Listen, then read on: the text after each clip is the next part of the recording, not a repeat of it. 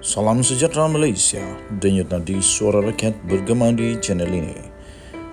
Jangan lupa tekan butang subscribe, like dan share. Malaysia kita punya, cintai Malaysiaku, kita jaga kita.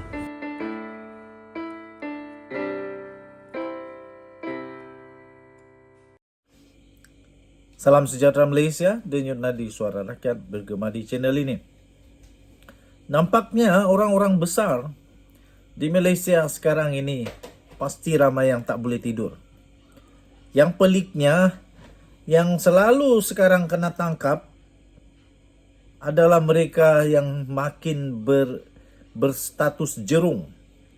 Kali ini bukan saja status jerung, ini dah status naga nih. Status naga, mungkin juga dah jadi status Shrek. Pengarah syarikat ditahan bantu Datuk Seri. Pengarah syarikat bantu Datuk Seri ubah wang haram. Nah, seorang pengarah syarikat dan seorang Datuk Seri. Aduh, ya apa lagi yang tak puas hati? Berapa kaya dah baru boleh jadi puas hati? Sanggup pula bersekongkol dalam membuat perbuatan yang dahsyat, jijik, bikin geli ini. Suruhanjaya Pencegahan Rasuah Malaysia ASPRM mengesahkan telah menahan seorang pengarah syarikat kerana disyaki terbabit dalam kegiatan pengubahan wang haram, membabitkan penipuan pelaburan. Difahamkan lelaki itu melakukan kegiatan berkenaan setelah mendapat ganjaran mewah daripada seorang lelaki bergelar Datuk Seri sejak tahun 2016 sehingga tahun 2017. Suspek itu yang berusia 45 tahun dipercayai menerima ganjaran mencecah lebih 100,000 ringgit sebagai bayaran membawa wang dari luar negara hasil penipuan pelaburan itu. Sumber SPRM berkata, kegiatan itu dikatakan dilakukan menerusi beberapa agensi pengurup wang. Katanya wang yang dibawa menerusi pengurup wang berkenaan kemudiannya disuntik ke dalam akaun sebuah syarikat milik individu berprofil tinggi berpangkat Datuk Seri itu, katanya. Persoalan paling besar, siapa Datuk Seri itu? Yang berprofil tinggi itu, siapa itu Datuk Seri itu? Dan sementara itu, pengarah kanan siasatan SPRM, Datuk Seri Hishamuddin Hashim, mengesahkan penahanan suspek itu pada jam 4.45 petang semalam ketika dia hadir ke Ibu Pejabat SPRM. Katanya, kes itu disiasat mengikut Seksyen 16(A) Akta SPRM 2009. Dalam perkembangan itu, suspek kini direman selama 5 hari. Bermula pada hari ini sehingga 13 Februari ini, selepas Magistrat Irza Zulaikha Rohanuddin membenarkan permohonan reman yang dikemukakan SPRM di Mahkamah Magistrat Putrajaya pagi tadi. Denyut nadi suara rakyat bergema di channel ini. Tahniah diucapkan kepada SPRM yang berjaya menangkap lebih banyak jerung-jerung, naga-naga, dan banyak lagi lah buaya ekonomi. Baguslah, setelah Datuk Seri Anwar Ibrahim jadi Perdana Menteri, negara Malaysia nampaknya saya dapat rasa akan menjadi semakin takut untuk buat rasuah.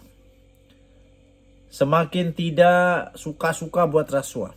Dan ini bagus untuk perkembangan negara kita. Supaya semua bantuan, semua projek, semua wang yang sepatutnya dikembalikan kepada rakyat untuk penambahbaikan kepada kehidupan rakyat dapat sampai dengan efektif, dengan betul. Ini susah juga kalau ada kes-kes rasuah.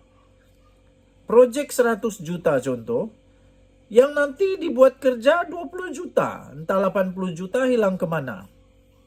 Jadi kalau tanpa rasuah, tanpa ketirisan, penyelewengan, betul-betul spesifikasi yang mau dibuat itu betul-betul boleh dapat dibuat dengan bagus. Itu yang terbaik. Kita jumpa lagi, selamat malam, bye-bye. Salam sejahtera Malaysia, denyut nadi suara rakyat bergema di channel ini. Ternyata Pesuruhjaya PAS Perak memfitnah Anwar Ibrahim. Haha. Akhirnya kantoi setelah Anwar Ibrahim saman, mau tidak mau kena mengaku lah. Kena mengaku sama ada dia mau mempertahankan diri di mahkamah atau tidak. Kalau cukup duit kena saman tak apa. Tapi kalau tak ada duit kena saman, lugai-lugai. Akhirnya terpaksa juga mengaku, membuat permohonan maaf secara terbuka pula tuh. Jadi satu lagi drama terbaru kepimpinan orang-orang besar di dalam PAS kantoi memfitnah. Pesuruhjaya PAS Perak. Pesuruhjaya PAS Perak akhirnya mohon maaf kepada Perdana Menteri Datuk Seri Anwar Ibrahim. Pesuruhjaya PAS Perak iaitu Razman Zakaria telah pun membuat permohonan maaf kepada Perdana Menteri iaitu Datuk Seri Anwar Ibrahim di Mahkamah Tinggi Taiping di Perak berhubung kes saman fitnahnya pada Khamis. Dah kalah, belum lagi masuk berlawan di mahkamah, dah pun mengaku kalah. Akhirnya beliau mengakui perkara itu di Mahkamah Tinggi Taiping di Perak. Saman berkenaan ialah berhubung dengan ucapan.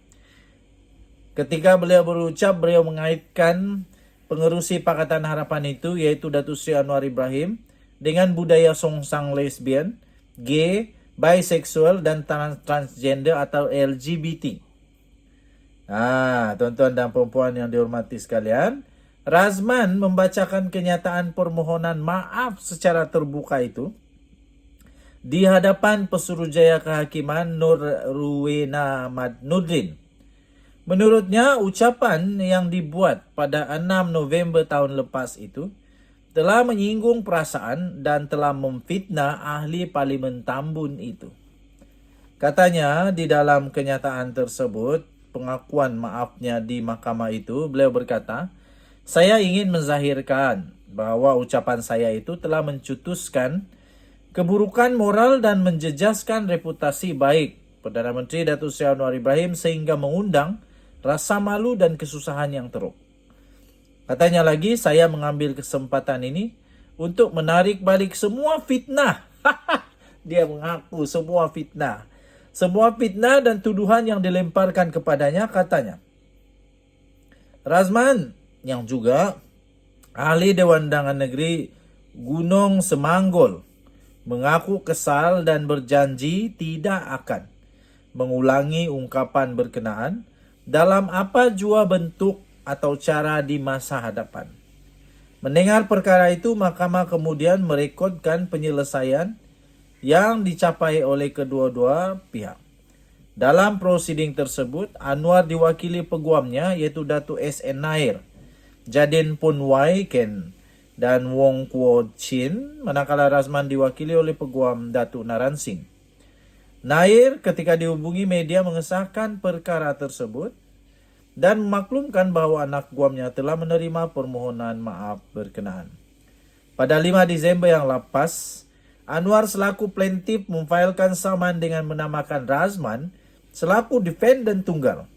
Berdasarkan penyataan tuntutan tersebut, Datuk Seri Anwar Ibrahim, Perdana Menteri Malaysia berkata, pada 6 November tahun lalu, defendant telah berucap mengenai perkara itu pada kempen pilihan raya umum ke-15 di Pasar Malam Tebuk Pancur. Beliau berkata ucapan berkenaan telah disiarkan secara langsung melalui klip video di akaun Facebook defendant yang mendapat tontonan melebihi 94,400 kali. Melebihi 5.100 reaksi, 429 kali perkongsian, dan melebihi 2.600 komen sehingga Januari lalu.